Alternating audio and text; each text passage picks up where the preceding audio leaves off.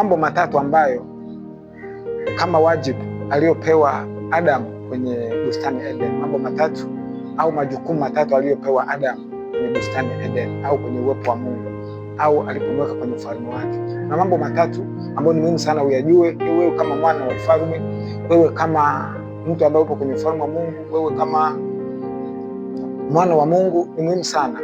Kupitia haya na sisi tunajifunza, na sisi tunaweza kuelewa kwamba ni kila mtu ambaye yupo kwenye ufalme wa Mungu anatakiwa ayajue ili aweze kuyaishi. Jambo la kwanza, ukisoma katika kile kitabu cha Mwanzo sura ya 2 mstari wa 15 hadi 17, kuna mambo matatu ambayo unaweza ukayaona kwamba Adam alipewa kama wajibu wake.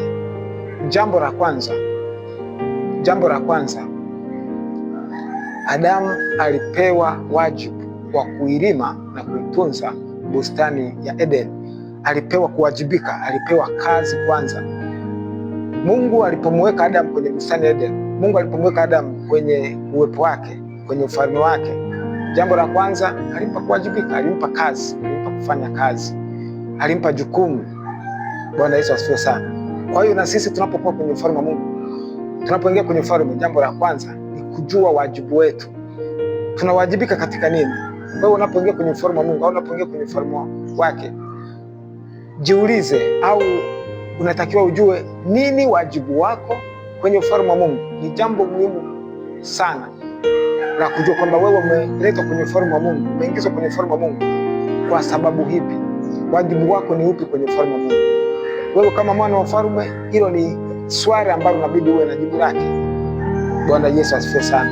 Jambo la pili au wajibu wa pili, na jambo la pili alipewa ni uhuru wa kula matunda ya kila mti.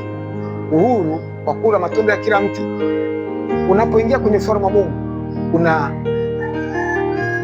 uhuru wa kula matunda ya kila mti. Hii maana yake nini? Hii inaitwa freedom of access. You are free. Soma Biblia ya Kiingereza imeandikwa you are free to eat from any tree. Yaani maana yake Adamu alipewa uhuru wa kula matunda ya kila mti. Hii inamaanisha nini? Kwenye ufalme wa Mungu hatuna uhitaji. Yaani hausemi kwamba mimi ninahitaji jambo fulani, nataka kitu fulani. No. Unakuwa na uhuru wa kupata chochote unachokitaka kwenye uwepo wa Mungu.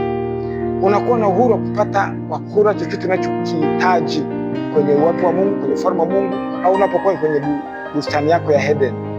Unakuwa na uhuru wa kula matunda ya kila mti. Na ndio maana kwenye ufalme wa Mungu, kwenye Mathayo 6:33 anasema, bali utafuteni kwanza ufalme wa Mungu na haki yake, na hayo yote mtazidishiwa. Kwamba tunapoingia kwenye ufalme wa Mungu, tunapoingia kwenye uwepo wa Mungu, tunakuwa na uhuru wa kula matunda ya kila mti. Maana yake tunakuwa na freedom, tunakuwa na uhuru wa kupata chochote tunachokihitaji. Hilo ni jambo la pili ambalo tunaliona Adamu alipoingia kwenye bustani ya Eden. Jambo la tatu ni sheria. Kwamba nimekuingiza kwenye ufalme wangu, nimekuingiza kwenye hii bustani ya Eden, nimekuingiza kwenye uwepo wangu, lakini kuna vigezo na masharti, kwa sababu hakuna uhuru usiokuwa na mipaka. Mungu akamwekea mipaka kwamba matunda ya kila mtu anaweza kula, lakini matunda ya ujuzi wa mema na mabaya, huu mti wenye matunda ya ujuzi wa mema na mabaya, hakika usile au kila utakufa. Kwa hiyo alipewa sheria, alipewa vigezo na masharti ya kuendelea kuwepo katika ufalme wake. Alipewa vigezo na masharti ya kuendelea kuwepo katika uwepo wa Mungu. Kwa hiyo tunapoingia kwenye ufalme wa Mungu, hatui tu kwamba tunaishi bila sheria. No, kuna sheria ambazo zimewekwa, kuna neno ambalo limewekwa, kuna masharti, kuna maagizo, kuna kanuni.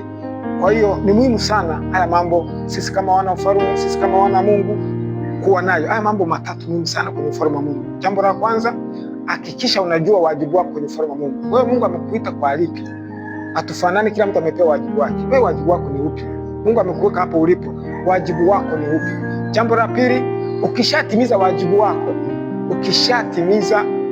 wako, lazima uwe na uhuru wa kula matunda ya kila mti. Kwa maana hata kwenye ile sala baba yetu anasema, ufalme wako uje, mapenzi yako yatimizwe hapa duniani kama mbinguni. Utupe leo riziki yetu. Maana ufalme wa Mungu ukija, ukatimiza wajibu wako, ukatimiza mapenzi ya Mungu, riziki inakuja automatically. Kwa hiyo ni wajibu wetu kuingia kwenye ufalme wa Mungu, kutekeleza wajibu tulionao na kuishi sheria, kuishi maisha matakatifu, kuishi kwa kutii sheria. Mungu akubariki sana.